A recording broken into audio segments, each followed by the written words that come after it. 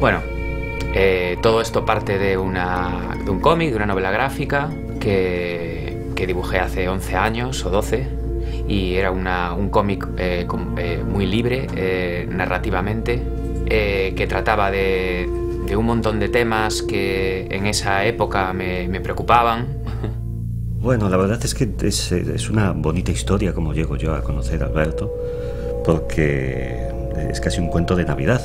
Yo estaba buscando un cómic para regalar a un familiar y encontré uno de los cómics de Alberto, y antes de regalárselo, porque yo hago estas cosas, ¿no? Regalo solo cosas que me gustan, decidí leerlo, y al leerlo encontré que la narrativa era preciosa, los personajes muy poderosos, y hablé con el dueño de la tienda de cómics, que era al mismo tiempo el editor del cómic de Alberto, y le dije: ¿quién es este tipo? ¿Quién es Alberto? No lo conocía de nada, ha hecho un cómic maravilloso, y decidí, bueno, pues ponerme en contacto con él para ver si él estaba interesado en poder hacer una película a partir de su cómic.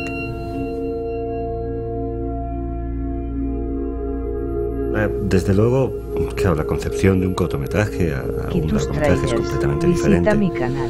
En el cortometraje todavía estás haciendo pruebas, estás buscando cómo encontrar el estilo, incluso cierto estilo narrativo, cierta manera de correspondencia a la hora de codirigir. Y bueno, el resultado nos abrió nos dio muchas ideas sobre cómo teníamos que abordar el largometraje. La película funciona un poco como precuela, el cortometraje, como lo que ha ocurrido antes, ¿no? Digamos que son hasta complementarios un poco. Y el corto fue bien, funcionó bien, aprendimos mucho y tuvimos la suerte de conseguir los fondos para poder hacer la película. Y claro, fue un proceso mucho más laborioso, mucho más largo, en el cual, además de lo que supuso de involucrarse por nuestra parte totalmente, ¿no? Dentro del proyecto. Todo este proceso ha sido un proceso muy libre, es decir, ha pasado muchos años desde que empezamos a trabajar juntos hasta que acabamos esta película, y hemos tenido que ir trabajando como por momentos de la vida, ¿no? No nos hemos encerrado un año solo con esta película, sino que han pasado 8 años, y eso nos ha permitido reflexionar sobre la historia, ¿no?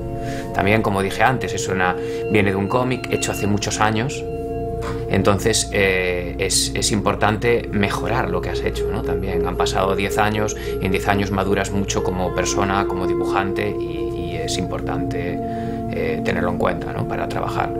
Y bueno, yo básicamente soy dibujante, mi manera de pensar es el dibujo, y me he dedicado mucho a toda la parte gráfica, lo que es storyboard, diseño de personajes, diseño de fondos, pero bueno, si tú coges el cómic y lo pasas al lenguaje audiovisual, digamos que la película daría para 40 minutos o así. Entonces hemos tenido que amplificar la historia, amplificar las tramas, los personajes, y para eso ha sido un proceso de continua comunicación. Afortunadamente tuvimos un equipo muy bueno, que respondió muy bien en todos los aspectos. En el primer momento ya se vio que toda la gente que estaba involucrada en el proyecto tenía realmente ganas y pasión por trabajar en este tipo de película. Sino que hay que llevarlo todo un poco conjuntamente, ¿no? Y también ha sido un trabajo muy colaborativo con los demás artistas de la película, ¿no? Tanto el director de animación, Chris Zembe, como los demás animadores y artistas nos han ayudado a tener una perspectiva más amplia de la película y a desarrollar los personajes y escenas.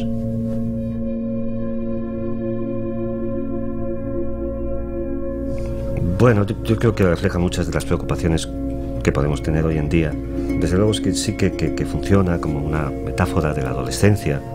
Realmente casi podemos trasplantar, ¿no? Que el accidente nuclear que destruye el pasado de los personajes es la bomba hormonal que nos destruye la infancia y nos lleva a la adolescencia, ¿no? Yo creo que la película no tiene un tiempo concreto, porque es una experiencia por la cual en cualquier generación vamos a pasar por perder nuestras referencias y tener que abrirnos camino en un mundo completamente nuevo, sin que nos guste aquel que ya existe, ¿no?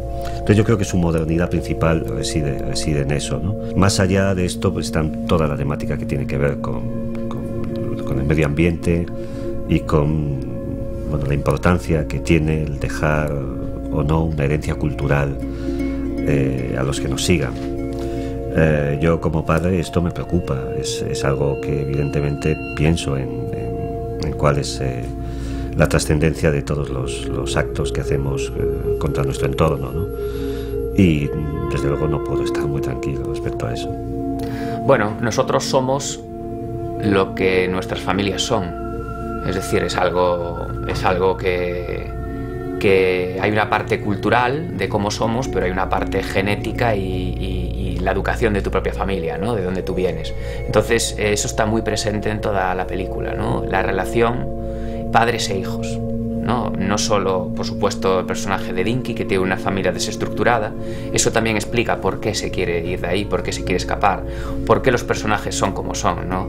Beer Boy también, su padre murió en el accidente, bueno, no en el accidente, por la policía, cuando pensaban que era un contrabandista.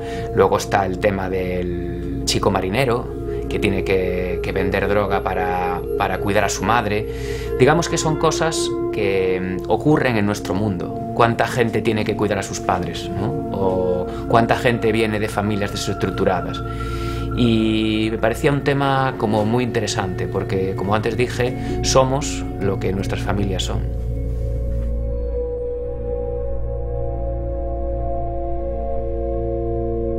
Bueno, eso fue algo que nos preocupaba mucho. Aunque es una película libre y es una película muy artística, nosotros trabajamos para las audiencias, para el público. Entonces nos gustaba que la película tuviese un buen ritmo, que fuese una película disfrutable, una película que fuese una experiencia emocional e intelectual para el espectador.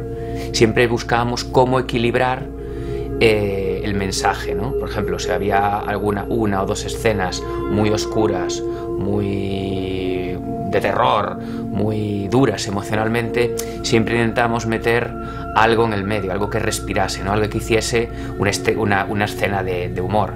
Muchas escenas de humor vienen dadas por los objetos, tanto el reloj despertador, señor Relojio, o el pato hinchable.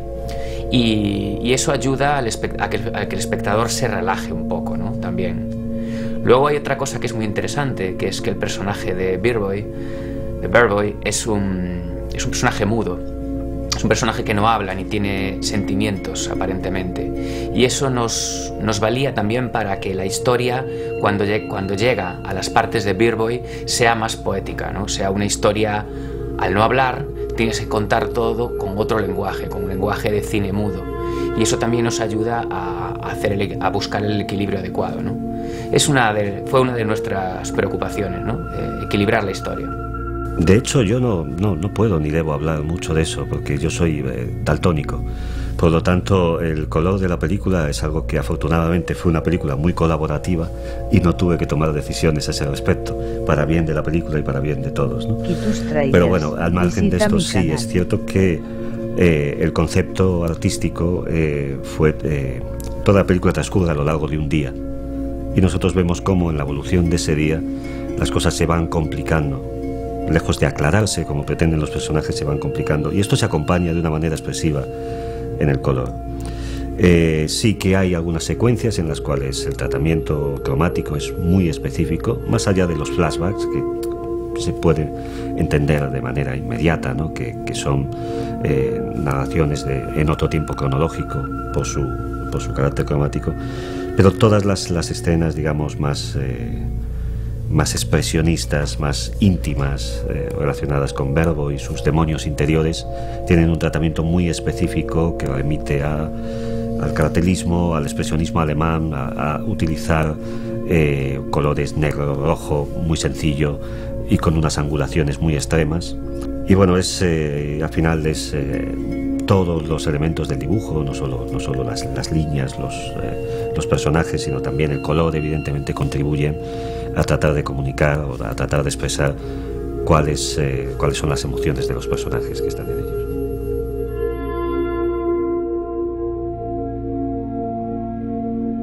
Nuestras expectativas una vez que la película está terminada, la primera reacción fue de alivio.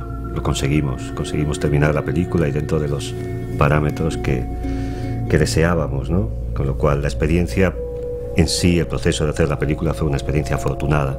Y esto es algo importante porque no siempre ocurre. A partir de ahí todo lo que ha venido después, todo lo que ha sido la buena acogida que ha tenido la película, bueno, evidentemente nos está satisfaciendo muchísimo porque acabamos tan agotados de la dificultad que tuvo hacerla que quizás no disfrutamos en el momento de los hallazgos que estábamos encontrando en ella, ¿no?